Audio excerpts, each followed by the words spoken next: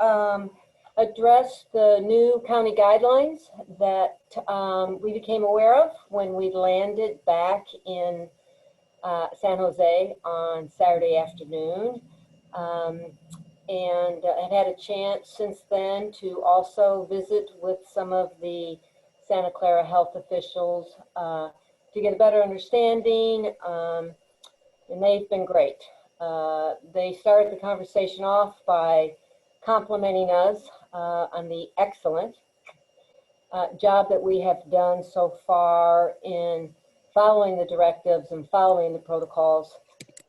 As I think most of you know, we've done thousands and thousands and thousands of PCR tests and within the entire department. We've had 7 asymptomatic. I think 4 or 5 of those were early in July and August. So, and it's really a compliment, and in particular to our football program, to the young men that are in our program, to Coach Brennan, to the discipline that this program has been following. And it's been tough. These young men have not seen their families. They have not seen their loved ones. You know, I stood there on Thanksgiving Day and watched them pick up a brown paper bag full of Thanksgiving food. And they're doing it because they care deeply and they have great passion for the sport that they love to play, which is football. And we're healthy. We were ready to play Fresno. We were ready to play Boise State. And it really meant a lot to me for the county to acknowledge the exceptional work that's being done. As I said, we followed past directives and protocols from our county officials, and we'll continue to do so. The updated guidelines on Saturday, as all of you know, prevent us from hosting our last 2 home football games in CEFCU Stadium, and prevents us from hosting the Mountain West Conference Championship in CEFCU Stadium, which obviously is disappointing. However, we respect the decision by the county, and we're going to move forward. Regarding practices and where those games are going to be played, I'm in the same position as my colleagues at Santa Clara and Stanford and our good friends at the 49ers, in that we're getting our arms around those options.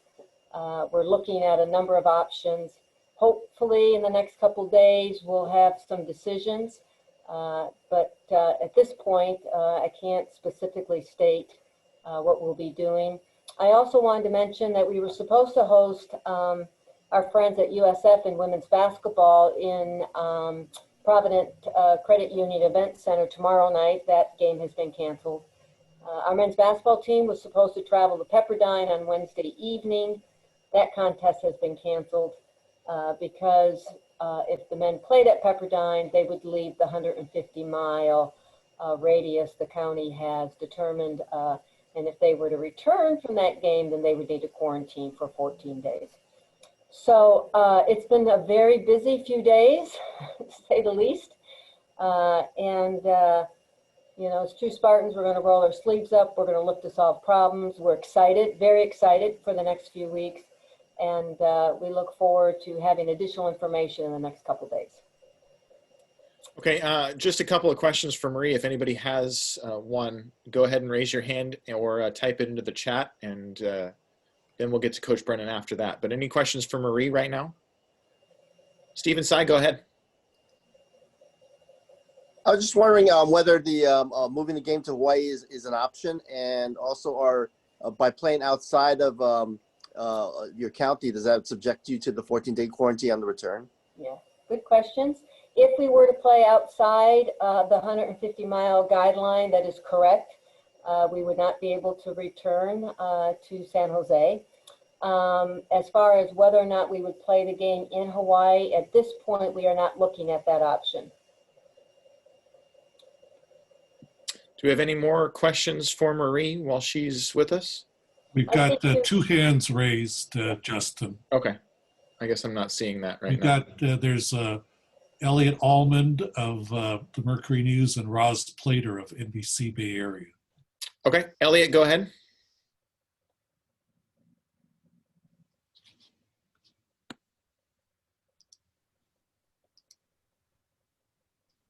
Elliot, you're on mute. Okay, how about now? Perfect. Okay, hi, everybody. Nice to see you. I have two questions, Marie. The first, we just talked to County Executive Jeff Smith, who I think you know as an MD, actually.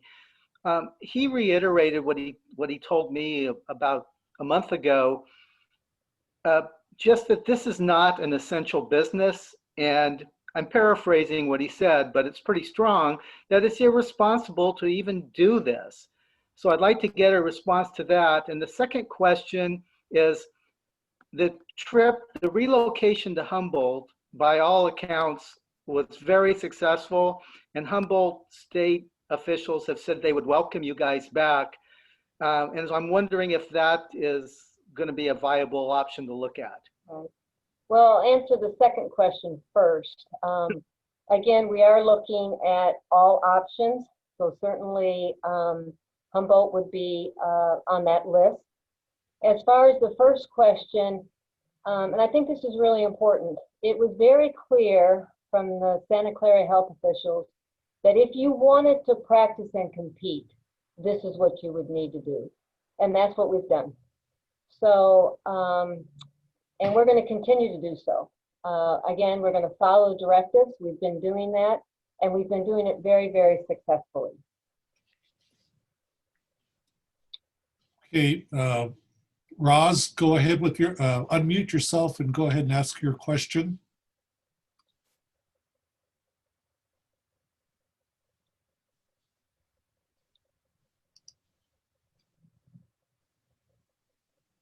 Roz, go ahead.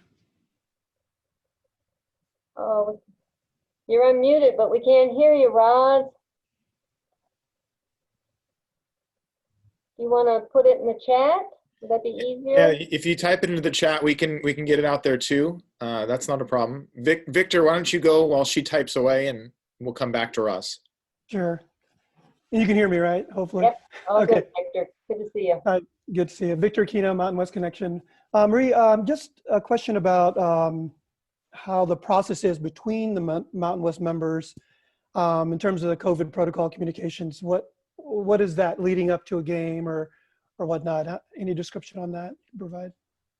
Well, all members of the Mountain West are following the same protocols.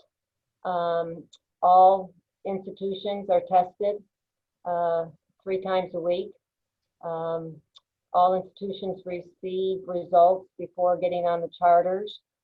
So we're all playing under the same rules. We all have the same requirements on the availability of players as a result of the COVID testing. So each institution that's a part of the football 2020 season are operating with the same protocols and directives from the conference. All right, let's give Roz one more chance here. I think Roz dropped off the call.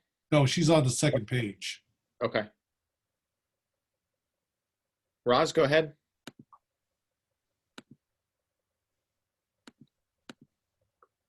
Steven, No, I see you have your hand raised too. Do you have another question for Marie? Oh, me? Yeah. I was one last thing. I was just wondering, is there a time frame that you have to do this? Because are you even allowed to meet or practice while you wait for a decision on where you're gonna meet and practice? Right. Our team was off today. They had a practice yesterday, and they're off today. And I'll let Coach Brennan answer any other questions about how he's preparing his team for Hawaii. All right, let's throw it over to Coach Brennan too right now. Obviously, a TBA for the location of this week's game against the Hawaii Rainbow Warriors. Coach, you want to give an opening comment? And I'll also remind our media outlets, you can raise your hand via the participants function of Zoom. It's kind of more difficult for us to see you if you actually physically raise your hand. Or you can type your question or that you have a question into the chat and we'll get it across. Go ahead, Coach. All right. Hello. It's good to see everybody. What a crazy couple months we've all had. It's interesting as you go through the Thanksgiving holiday and, you know, what Marie talked about with our players not being able to be with their families, or, like we couldn't even have a meal together, right? They went back to their dorms and ate, turkey and stuffing by themselves. But it's just an interesting time, like kind of working through that with young people. And, I think this thing's affecting everybody in one way or another, but it's really interesting and really challenging to try and help young people navigate this time where their world has been absolutely obliterated, right? There's no school, it's online. So there's no in-class school. There's no, football's on, then it's off. They haven't seen their families since July. Their families can't come to their games. They can't go trick-or-treating. They can't go Thanksgiving dinner. So it's just this crazy time. Football has been an incredible, I think, positive for their just well-being and their mental health. And so, I think that's been awesome to see our guys handle the process and the COVID discipline the right way. That's an everyday decision, and, it's an every day we find out where we're at. It's really an interesting part of it. But, losing the games to Fresno and Boise, it's been disappointing. Our teams were excited to play, but that's also what we're dealing with, and everyone's dealing with this. There's cancellations everywhere. So, and then we land, and then like Marie alluded to, you get the news that the county is changing and what that means. And so then that's a whole nother thing to navigate and figure out with your team and these young people who, have been moved and tested and just a whole bunch of stuff. So, as soon as we got the news, as soon as we got back, we shifted our gears to University of Hawaii, who is playing outstanding football right now. They've got really good players. They're very well coached. And so we have an incredible challenge on our hands as we're trying to figure out where we're going to practice and where we're going to play. So there is no shortage of things going on and challenges for us to face and overcome. So it's an exciting time to be a Spartan, and we're ready to attack these obstacles one by one. Okay, we're going to start with some of the questions here for Coach Brennan. Justice De Los Santos, go ahead. Hey, Coach. Justice De Los Santos, Mercury News. What's up, man? How you doing, Coach? Good. You've kind of already alluded to, the practice element of it, trying to figure out everything related to practice. But I'm curious from, you've had 2 games in consecutive weeks canceled, and, last week you said they're not really considered bye weeks either. So from a rhythm perspective, from a sharpness perspective, how do you go about ensuring that when this game is played, you guys are as sharp as possible given the circumstances? That's a good point, Justice. I don't know that you guarantee anything, not playing, when we, going in those last 2 games, we were playing good football. And so obviously we got to that point by practicing a certain way. So you would think that, okay, let's just stay the course. Let's keep doing the right things, and then it'll translate to good football. But missing 2 weeks in a row of not being able to play, I think definitely is a negative for us, especially when you consider that watching Hawaii, I feel like 2 weeks ago, they very could have and maybe should have beat Boise. And then obviously they beat Nevada last week. So, that's, I think for them, that's an advantage because they've been able to play. Okay, over to Victor Aquino, go ahead. Hey, Brent. What's up, Vic? So, Hawaii, every game since you've been here has been exciting, regardless of, where you rank statistically. How do you characterize, that rivalry or that intensity with this particular school? It just feels something different every time you play these guys. We just have really good games, for me personally, it was fun when Rolo was on the sideline over there, just because he and I have a lot of history and we go way back. And then, obviously now with Coach Graham, I don't know him well, but we have met a couple times, and I've seen, the success and the great jobs he's done at every stop in his career, going all the way back to Allen High, Texas. So, that this game has all the pieces that are going to make it exciting, I think. Hawaii is coming off a huge win last week against a really good team in Nevada. And, we haven't played for 2 weeks, but we were playing good football before that. So, I think, it's going to be a good outing. Get your popcorn ready. It's going to be a lot of fun. Elliot, go ahead. You're next. Okay, hopefully you can hear me. Elliot Allman, San Jose Mercury News. Hey, Brett. Look, this is a football-related question, but San Jose State has already gone through displacement, relocation, probably.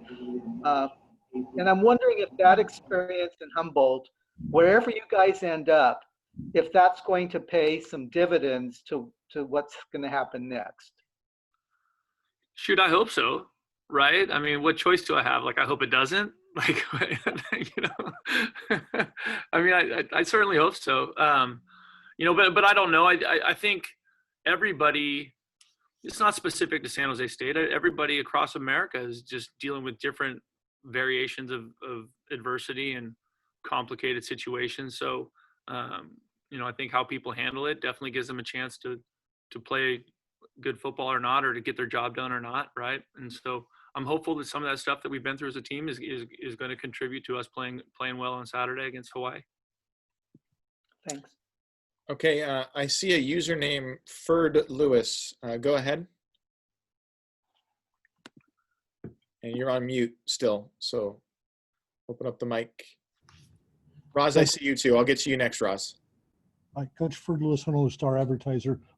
With the series with Hawaii, has that been your most frustrating series since you've been there in the 4 years? I mean, you've had a 5 overtime game. You've had a game decided by 2 points, 3 points, 11 points. I don't know that I'd look at it that way, Ferd. I mean, there's been lots of frustrating opponents for me in my first few years being back here as the head coach. So I think the games have been fun. They've been exciting.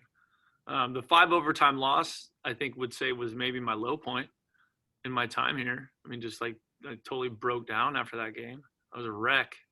But it was such an epic football game. You know, 5 overtimes, just battling in Spartan Stadium was amazing.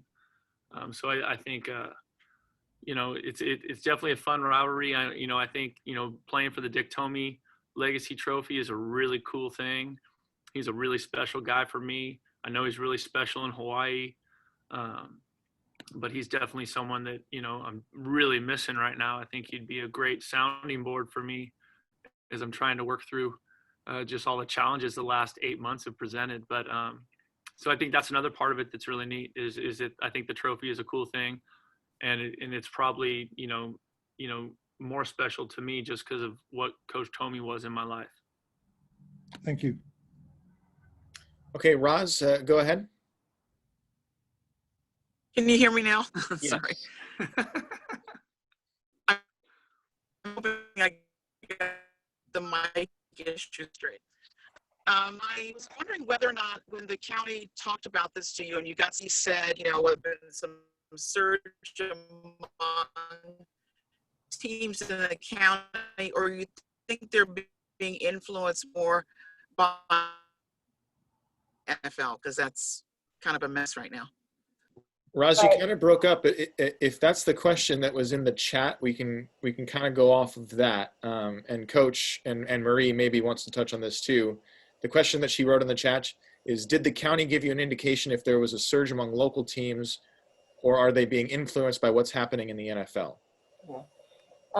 And I'm happy to answer that. And as I said in my response, the county started our conversation by just updating us on exactly the path of the pandemic in Santa Clara County and the heightened concern that I think we all share in just simply wanting our county to be healthier.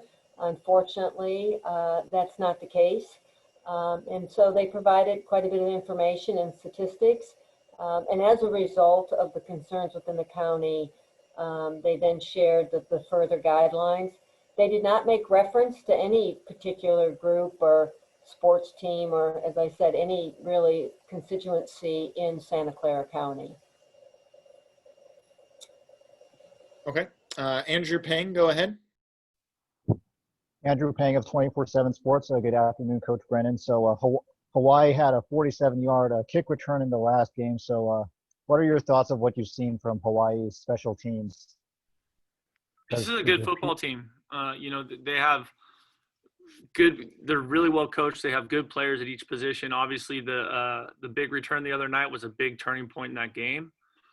So it's obvious that they put a lot of time and effort into the kicking game, which is, something that we pride ourselves in also. So I think that'll be a good place for people to watch in terms of, what kind of battle we have going on there. Okay, Justice De Los Santos, go ahead. Hey, Coach. So I want to kind of throw some numbers at you in terms of your first 4 opponents compared to Hawaii. So your first 4 opponents, the distribution of rushes to pass was about 43 rushing attempts per game to about 28 passing attempts per game. Hawaii, it's pretty much split 50-50, 36 to 36.3. What challenges does this Hawaii team present, as well as, their quarterback Cordero and what he was able to do against Nevada? Yeah, I think it all starts with Cordero. He played against us last year and he was just brilliant. So I think it's not just, he's obviously a very good thrower, but you also see him do a lot of damage running, and he has great escapability, and then he's got good speed and he's elusive in the open field. So, I think it all starts with him, but then you go out further and, kind of away from his position, and they've got a good offensive front. And the skill positions are playmakers. When you watch their film, you see they have really good speed on the perimeter. They've been able to run the ball effectively. So it's a really balanced attack, in my opinion. But also when you add the, kind of the X factor of Cordero, they become really challenging. Jackson Moore, go ahead. Jackson Moore with 24/7 Sports. Coach, Hawaii really was able to give Nevada some fits with their pass defense. Obviously, Nevada had averaged a lot more passing yards than they produced in that game. And Coach Graham also said afterwards they basically welcomed the run if it meant they wouldn't give up the pass. What can you say about Hawaii's pass defense and maybe the mentality if they go with a similar idea for you and your offense? That's a good question. I think that would be a good thought, just because we've been throwing the ball effectively.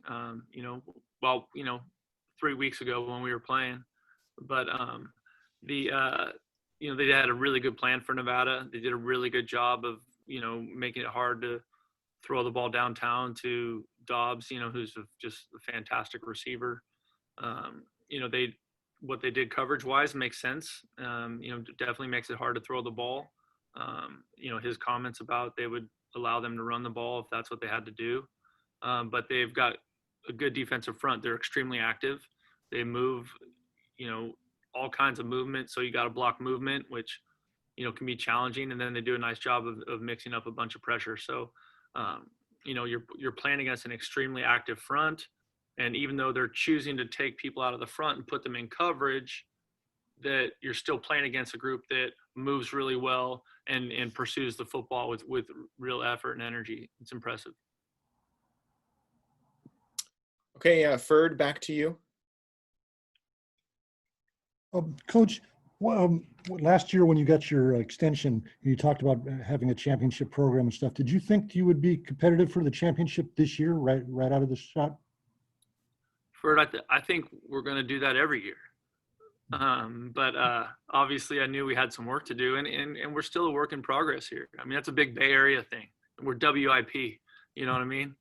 We are a work in progress here, but I do like where we're headed. I really think our coaching staff has done a great job. I think these players have been amazing. These players have been so awesome, just handling everything that's coming at them. 24 hours before we played Air Force, we moved 30 guys like into the dorms. Like, it's been nuts, man. And so just watching them handle it, watching our coaches, be good people for them in the process of trying to figure it out. To me, that's what's given us a chance to play good football. And that's why I believe we can build a championship program here. When you combine that with our leadership and Marie Tuitt, and I'm not just saying that because she's on the screen, but Marie Tuitt and Dr. Papazian and Charlie Foss, like, there's just real alignment in our administration here. And when you have that, you have a chance to build something special. And, I know you're over across the water there, but there's a real excitement about San Jose State University right now. And I think football has a big part to do with it this fall in the middle of COVID chaos. What's it like to have a commitment like they've given you for that many years? It's awesome. It lets me know that they believe in me, and it makes me want to work even harder and do the best possible job I can to to be respectful of the chance I get to coach this football team. Thank you. Stephen, go ahead. Hi, I think you've noticed in the past that Todd Graham's teams like to play with a lot of quick rhythm, a lot of pace and everything. I was just wondering, how do you prepare for that type of quick-paced offense? And also, how do you work your practices now that you're kind of in limbo with the COVID restrictions in your county? So yeah, the first question about the tempo, we're a tempo team too, so that part of it we can help kind of each other out. Offense and defense can hopefully do that. It's never as fast as it is in the game, but you do the best you can trying to simulate that in the practice environment. And then as for the practice, where it is and all that stuff, we're still figuring it out. So the good thing about, we've kind of been talking about a lot, but these players will adjust and adapt, and we'll figure out where we're practicing, and we'll go from there. Elliot, go ahead. Hi, Elliot Almond again, San Jose Mercury News. Brent, do you have two really big games coming up to finish the season, or hopefully three if it all worked out. But let's just talk about the two we know about. And I'm wondering if you have a preferred place you'd like to get everybody at to prepare for these big games. Well, really, I'd like to get them in Spartan Stadium or Well, Sepke Stadium. that can't happen, but yeah, but Wrong answer, but a good answer. Yeah. yeah, no. Help me understand your question a little bit better, Elliot. Like get them how? Yeah, Brent, I just wonder if you have a preference, something that is closer to San Jose, or it doesn't matter if you have to go farther. What would be ideal to get ready for these games? I think preferably it would be something to where the kids can keep their little bit of their normal routine. That's what I would like to do for them, best we can. But, however it works out is how it works out. And they've already had to pack up and move to, Humboldt County. And so, you've seen lots of people. Look at what New Mexico's done this year, right? I mean, they've made a huge commitment and made a huge effort, and, they're working through their process. So, I think people got to do what they got to do, basically. Okay, just a couple more questions here. Stephen, go ahead. Oh, I was just wondering, you've got such two tremendous quarterbacks. During this, I would say, break, have you been able to find more of their type of roles? Or it seems like one seems to be more of a passer, one more of a runner. Are they now more interchangeable in what they can do? Or Yeah, I think the game plan is wide open with both of them, which is exciting. We have had 2 weeks of practices, and so that's also been 2 weeks of,